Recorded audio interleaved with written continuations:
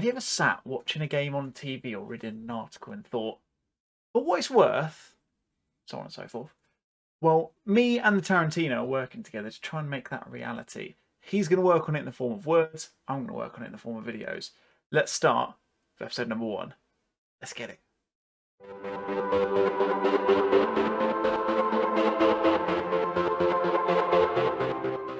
Hello guys, David here and welcome back to another video. This is something very, very different from the norm.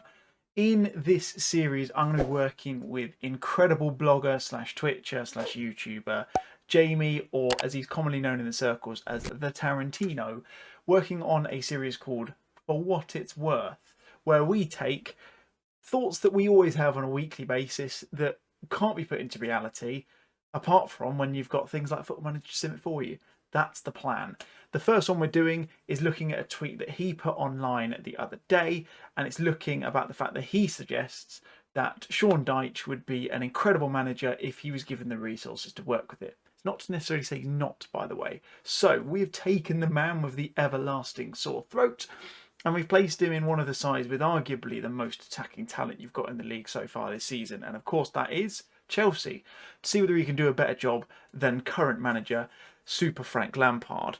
What we're going to do is we're going to sim a season with him in charge, and we're going to see what happens. We're going to stop in at the halfway point, and we're going to stop in at the end of season point and see how he's got on with those resources.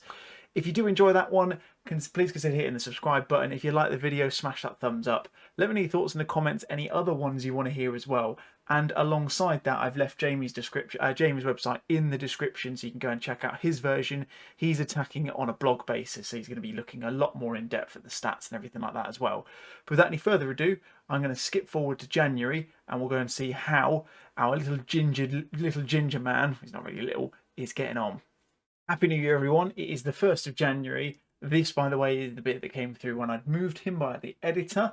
So don't worry, he's not been sacked and rehired already. There's nothing dodgy's happened. We're all good. I don't know who Burnley hired to be. Actually, no, I've just seen it. Is that Martin O'Neill? Oh, Michael O'Neill. So just the cheap man's version. Whatever you want to say. Anyway, the good thing is, it looks like, I'm assuming anyway, because the logo's there, it looks like he's still in charge. I must admit, I thought that this league title meant he'd already won it in January, which was really confusing. But of course, he won the championship with Burnley in 2016, so that's why that's the case. He came in on a mega big deal. I would imagine he's probably just taken up the contract deal that Lampard had. Speaking of Lampard, he is still unemployed by the looks of it. Model citizen, I mean, all right, fine, whatever. Come out with that. But Sean Dyche is still in charge as of the 1st of January, so we're off to a good start. I can also see that Chelsea are 3rd in the Premier League. I've not gone anywhere near anything other than this screen so far. So if we look first, we'll have a quick look through. Can we have a look and see how he's getting on with Chelsea? Here we go. So his overall career stats, Chelsea stats, here we go. 158 days in charge, 25 played, 16 won, 6 drawn, 3 lost. Pretty good. 43 scored, 20 against, so it looks like he's still keeping it tight at the back, as he tends to do. He has done a little bit of business in the transfer market, nothing too significant really. And, well, understandably, he's not won any cups or competitions yet because none have happened. So let's go and have a look at Chelsea at the halfway points. They're 3rd in the Premier League, so it looks like they're not doing too badly at the moment. They're doing slightly, well, they're doing a fair bit better than they were in real life at this point, because I'm pretty sure they've been on 26 points for what feels like an eternity. And they're not, I mean, apart from the fact that Man City are absolutely beast in the league, they're not massively far off. That, what, we got 12 points, 16 games in, that's not an unassailable lead, I don't think. It does look like no one's really getting in the areas that you'd expect them to be in an attacking sense. So maybe not quite mapped across in terms of his attacking prowess. Maybe Route 1 just isn't getting the assists. I don't know. I can see Kai Havertz is there, so he's got the 3rd most assists and the 3rd most player of the matches behind Aguero and Kane, and then De Bruyne and Silva in both of those. Other than that, I'm not seeing a huge amount of them, apart from the fact they've got quite a few injuries. Considering the way they play, I can't see that being fairly true to form, to be honest. Can we go and have a look and see what tactic we're playing? Of course we're playing a 4-4-2. It's Sean Dyche. What else would you expect? I can't figure out why I've not got any any roles or anything on there. But seeing a seeing a formation like that is just classic Sean Dyche, isn't it? Ben Chilwell left player, presumably as a wing back. Reece James the same. Yeah, it's not the kind of thing you'd expect to see. I'm surprised Kante's not getting more of a game, to be honest. I thought you can imagine him being that kind of bite your legs player in the middle of the park, but it doesn't seem to be the case. What else has he done? I don't think there doesn't seem to be any people. In fact, Jorginho's gone out on loan. He's gone to loan to Man City. That's a weird one as well. Strikes me as the kind of player that would work in quite nicely with Dyche boy, but he's not apparently. All the other ones I think are already out anyway, so nothing significantly changing there. Let's go and have a look at the schedule, see how he's getting on in all of the competitions. So good start to the Prem. You can see, yeah, he's definitely keeping clean sheets. So he's clearly instilling that defensive mentality, which is interesting to see. Straight across, straight over to Lancashire to play his old side Burnley at the start of the season. 2-0 win. Tammy Abraham brace. What are we looking at then? Trounced to Newcastle. Drew with Sheffield United. Not the best result in the world. Got a draw against Liverpool. So not too bad. Lost against Man City. I'm just looking for the big events as we go through this. Draw against Leeds. What else? Struggled against Everton. Just about beat Crystal Palace. Knocked out of the Carabao Cup, it seems. They got knocked out in the quarterfinal by Manchester City, which is, again, fairly understandable. And draws against Wolves and Man United to see out the season. So they're not doing too badly, to be fair. Yeah, I mean, they're definitely keeping it tight at the back, as you may expect from a team like, but from a team managed by Sean Dyche. If you look at this game against Liverpool, which was what that was, in October, so a month after he took charge. Well, actually, no, because he had a pre-season as well, so ignore that. All of his back five got ratings of 7+, which is exactly what you'd expect. Proper tight at the back. Don't know if he's playing Route 1. It looks like he might well be. 4-4-2 kind of fits in with the Route 1, I think. Or maybe even a control possession tactic. Again, difficult to say when we can't see it. I'll try and go back to his screen in a second to see what we're looking at. And it looks like they must have gone through the Champions League group as well, because yeah, so they qualified top of the group, which is impressive. They lost to Juventus, but they also beat Juventus as well, beat them 3-2 away from home, lost to them 3-1 at home. But they're through to the knockout stages. Can we see who they play before we go any further? First knockout round, they're through that because they would have got in. Wait, hold on a minute. Oh no, there's a second knockout round, isn't there? Oh no, they're there. A bit stupid. They're playing Lazio away, so you'd like to think they get through that. I'd like to think that Dyche is the pragmatic manager who will be able to get a result and grind out that one indeed. So, halfway point, he's doing pretty well. He's winning a lot of games. He's keeping it tight at the back. He's scoring more goals than he would do at Burnley, so clearly that attacking prowess he's got is working. Probably could do better if it wasn't in a 4-4-2, but I can't judge him. He's the one who's got all the coaching courses and manages a Premier League team. I sit here doing these videos. Can see the difference. Let's skim forward to June. So we'll skim forward to the end of the season and see if he's managed to put any sort of improvements on what he's done, see if he uses the January transfer window, and we'll see what he comes back out with at the end of that. Alrighty then, end of May. So the season is finished. I didn't click on to the Howe takes Everton hot seat thing on purpose. It was just there. We're not bothered about Eddie Howe, are we? Let's be honest. We're here to look at the little ginger man that is Sean Dyche. So let's go and click on him. And let's see how he's got on. He's still the manager of Chelsea, so we're off to a good start. He's running a fluid counter-attacking style. I can kind of appreciate that, but again, I would have expected to have seen something more on the Route 1 basis. Tends to fit players into a preferred tactic, tends not to allow creative freedom. I mean, shoehorn Chelsea into a 4-4-2, so yeah, I can understand that. Playing style direct, preferred formation, 4-4-2. Nothing really beyond any kind of surprise there, to be completely honest. Overview wise, looks like we've had some changes. We haven't had any transfers done of any significant note, it looks like.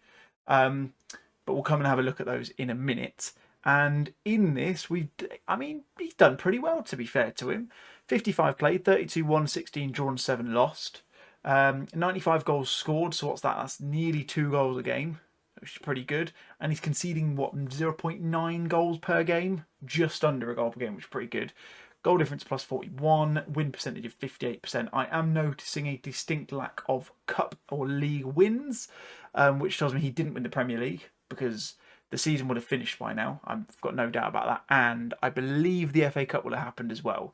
So let's go and have a look at the Chelsea side, who finished fourth in the Premier League in the end, which is, well, let's go and see who finished above them. So they were beaten by Man City, unsurprisingly, Liverpool and Tottenham. That's probably the surprising one. I wouldn't have expected Tottenham to be above them, to be completely honest. It is worth noting. Oh no, Michael O'Neill was still in charge. I'm sorry, I misread that. So he's still in charge by the looks of it. Burnley finished 15th in the end, so nothing really of note for them. But to finish fourth when you were pretty close to the top of the table midway through the season, I would argue is a pretty big disappointment if you're a Chelsea fan. Yes, they got Champions League football. We'll come on to how they actually performed in other cups in a minute, but that's the big thing. I mean, yeah, fair play. They've lost the least amount of games in a season, which again comes back to the watertightness of Dyche's philosophy. But 15 games drawn, that's a lot of games that you've not won. You have to assume a lot of them are probably from winning positions as well.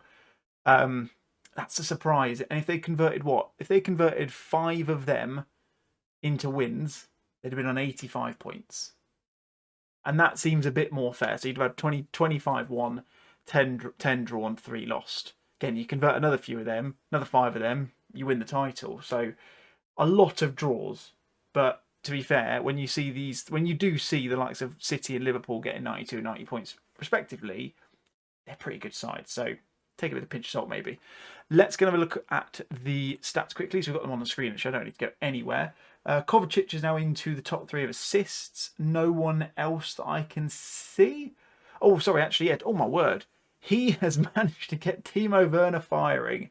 Something that Frank Lampard has yet to be able to do, let's be honest. Depends on when you're watching this, of course. But if you're watching it when it goes live, he's not very good at the moment, is he?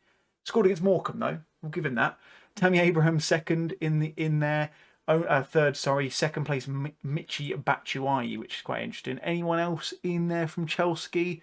I'd imagine no. No, it doesn't look like we do have anyone in there. Anything else? Distance covered, N'Golo Kante running for miles. Jeez, he's quite way ahead of everyone else as well, which is interesting. What are we looking at? Nothing really in yellow card. I'm not going to look through all of these, of course. I'm just trying to really see the ones where they're at the top. They're not even in Edouard Mendy. I mean, yeah, it's not the best, is he? He's conceded 30 in 33 goals, which is 0.91 per 90 minutes, which is pretty good. But again, it's not really anything significant of note, I don't think. Can't really see anyone else in here. Ben Mee still at the top of the key tackle stats, which is interesting. Tammy Abraham's taken the most shots per 90 minutes. Timo Werner, most shots and most shots on target. Yeah, there's nothing really of note in the stats that tells us anything surprising or anything like that. So let's go and have a look at the tactics. Still running a 4-4-2 by the looks of it. Any other people who have gone out as of yet? Not that I can see, because Jorginho, we knew he went on loan. I, for the record, have actually accidentally simmed this further than I would normally do, and I had to reload a previous save because I realised I couldn't check all the stats. Jorginho did leave to go to Manchester City for 15 million on a permanent deal, so that might be a clause in the loan itself. Hard to say. But where do we get to? So the last game we saw was the draw against Man United in the Premier League. Decent enough January, apart from the loss to Newcastle. That's a bit disappointing. Through to the 3rd and the 4th round of the FA Cup. Won in the 5th round against Hull. Again, another draw against Liverpool, which is quite impressive. Lost quite heavily in the first lockout leg in the Champions League to Lazio. Presumably didn't get through as a result. No, they didn't. Knocked out in the first round against Lazio. That's a bit disappointing. Did get to the FA Cup final, though, by the looks of it. And, would you believe it, lost to Man City. Scored in the first minute. Mendy with a 5.8 rating. That's not good at all. And that's a disappointing end to the season. All in all, obviously, he didn't lose many games, as we saw. There's some good patches in there, but there's definitely too many half-shaded yellow circles. I think you'd all agree. I think with a team like that, if he can keep it watertight like he clearly seemed to do, you'd have expected him to probably have ground out a few more wins, but what are you going to do, eh? Let's quickly go and check to see how Lazio got on, since they knocked them out. Got through to the quarterfinals. They beat Juventus in the quarterfinals, got to the semi-finals, lost to Man City. English teams in the final, lost to the eventual champions. So technically, Chelsea lost to the losers against the eventual champions, if you're going to put it that way. It's a very tenuous way to look at it, isn't it? Let's finish off by looking at the transfers. Still spent a lot of money. In fact, actually, no, all of that money was spent by Frank. So there's nothing interesting going on there. What I might do actually is just sim forward and do another quick bit at the end in a minute and just see what they did actually do in the summer transfer window, because that might be quite interesting just to see who he brings in, see what sort of personnel he's looking at. And then if we go down to here, Charlie Musonda was the only one who left on a permanent deal. I would imagine that Baba Rahman, in fact, Baba Rahman was on the list that he sold. So he sold him, and he's probably sold Willie Caballero as well. And Jorginho, of course, as we just saw, went on loan to City. There's an optional future fee of 13.94 million, so you'd assume they're going to take that up, which makes sense. And there you go. So I'm going to quickly skim forward a month or two just into the pre-season and just see what transfers he makes. But for a first season, fairly average. Right, so quick sim forward just to finish off. I'm not going to go the full way through. If you do want to see another season of this, let me know. We'll do another one. It's not a problem at all, but I'm conscious of the time on this video because it's meant to be a quick one. As you can see, a couple of transfers coming in. You brought Lee Kang in from Valencia. Not really a Sean Dyche player, I don't think. Apart from the fact he can cross the ball, so I guess he's a decent enough winger. I suppose that's probably fair enough. Also brought in Reynan Lodi in from Atletico Madrid. I can understand that. Probably could do with a decent left back to play or to kind of compete alongside Chilwell. So that makes perfect sense. Jorginho did go to Manchester City in the end, as I said. He went on a fairly large deal in the end. Looks like that's more than the deal was on the loan, which is weird. So it looks like Man City didn't activate the loan deal but bought him anyway, which is very odd. Very surprised he's gone though. Not the kind of player I'd have expected him to get rid of, considering he's quite a steely player, isn't he? He's quite composed on the ball. Likes to be that kind of man who sits in the middle, plays the ball line a little bit. Thought that would fit into Dyche's plans, but when you consider an aggression of between 9 and 11, maybe he's not aggressive enough for Shawnee boy. But anyway, that's going to be it for this video. Like I said in the intro, if you do want to go and check out some more on the stats side of things, make sure you go and jump onto Jamie's website. The link is in the description. Go and check out his records of this as well as all the other brilliant stuff he's done on there as well. He's done a fantastic job, and I'm really looking forward to doing more of these alongside him as well. So like I said, slap a like on the video if you enjoyed it, subscribe if you want to see more of these, and let me know your thoughts of this one and any other ones you'd like to see in the comments, and we will get to them as soon as we can. That's going to be it from me, guys. Thanks again as always. My name's been David. Bye-bye.